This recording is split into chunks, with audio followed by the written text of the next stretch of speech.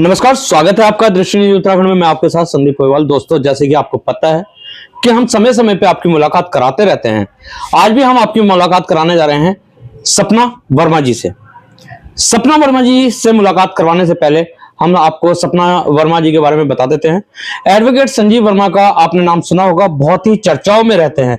यदि ये महिला सीट ना होती रुड़की नगर निगम की तो शायद मेयर प्रत्याशी वही होते, शायद क्या होते वही।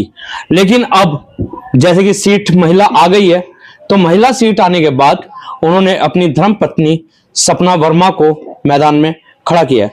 तो सपना वर्मा जी हमारे साथ हैं। आइए जानते हैं कुछ सवाल कि क्यों आखिर उन्हें लगा कि चुनाव लड़ना चाहिए। सपना जी, सबसे पहला हमारा सवाल होगा कि आप चुनाव मैदान में खड़े हुए हैं, क्या पति ने प्रेशर किया था या आपकी भी इच्छा थी चुनाव लड़ने की?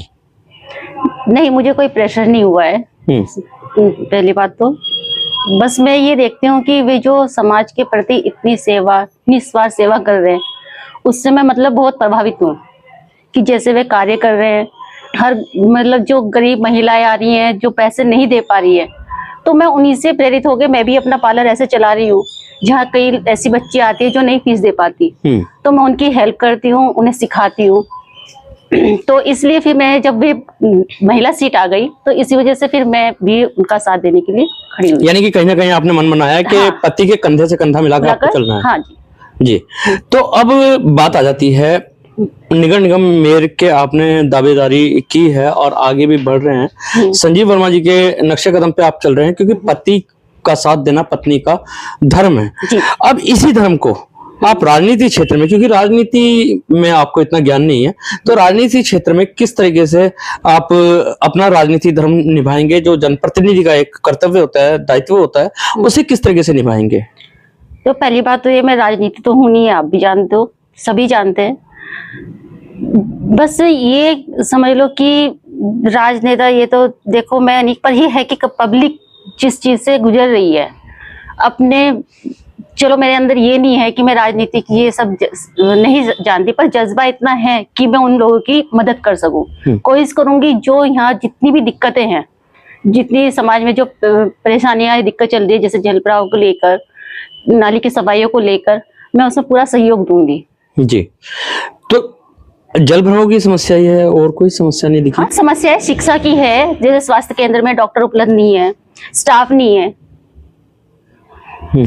है, और भी बहुत सारी समस्या है। शिक्षा को लेके है, आजकल बच्चे नशा कर रहे हैं, जो पढ़ाई में नहीं जा रहे हैं, उस चीज के लिए, जो खेल कूद के लिए हम, मेरे हस्बैंड तो काफी प्रोत्साहन करते भी हैं।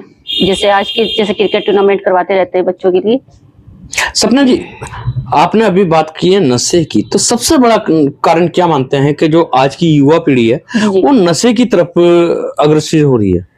रोजगार, जो बच्चों को अगर रोजगार मिल जाएगा तो नशा तो अपने आप ही खत्म हो जाएगा। अगर रोजगार मिलेगा तो अपने काम में बिजी हो जाएंगे। अब काम में बिजी होंगे तो काम करेंगे तो नशा तो अपने आप ही मेरी खत्म हो जाएगा।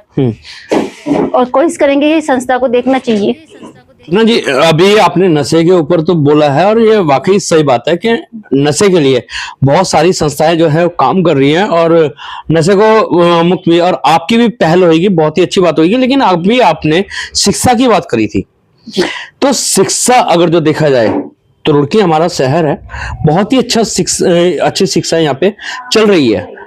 फिर शिक्षा की बात आप कर रहे हैं? आप सही बोल रहे हैं कि शिक्षा यहाँ पर सही चल रही है। जो ये जितनी भी प्राइवेट स्कूल हैं, उनकी शिक्षा तो अच्छी चल रही है, सही चल रही है, पर यहाँ की फीस देखो कितनी महंगी है। जो प्राइमरी गांव के स्कूल हैं, गरीब बच्चे हैं, वो तो नहीं पढ़ा सकता ना प्राइवेट स्कूल में। और गांव के स्कूल, जो प्राइमरी स्कूल है, उनका क्या हाल है? उनका हाल देखो आप। उस पर मुझे काम करना है कि हाँ, वो भी स्कूल अच्छे चले जी। अब ये तो शिक्षा की और नशे की बात हो गई है।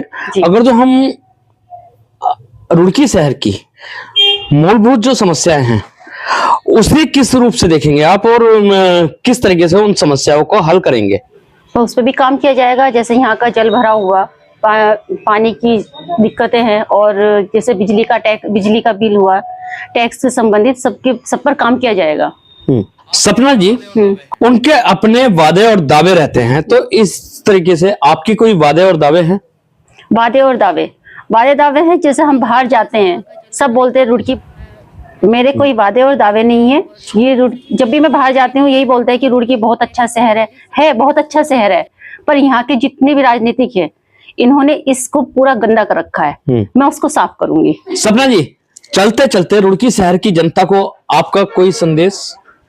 हाँ, चलते चलते मैं रुड़की शहर को यही बोलूंगी कि जरूरी नहीं है आप मुझे ही वोट दो, आप वोट दो पर अपने सोच समझ कर ऐसे लोगों को वोट दो जो आपकी रुड़की को अच्छा और स्वच्छ बना सके। साथ ही मैं एक अपील करना चाहूंगी आपसे कि आपका एक वोट पूरी रुड़की को बदल। ये थी हमारे साथ सपना वर्मा, जिन्होंने अपील की है रुड़की शहर वासियों से कि आपका एक वोट कहीं ना कहीं रुड़की के विकास को भी बदल सकता है, इसलिए अपना मत करें, बहुत सोच समझ के करें। तो इसी के साथ बने रहिए दृष्टि न्यूज में, मिलवाते रहेंगे इसी तरीके के खास शख्सों के साथ। जब तक के लिए दीजिए इजाजत। जय हिंद, जय भारत, जय उत्तराखंड।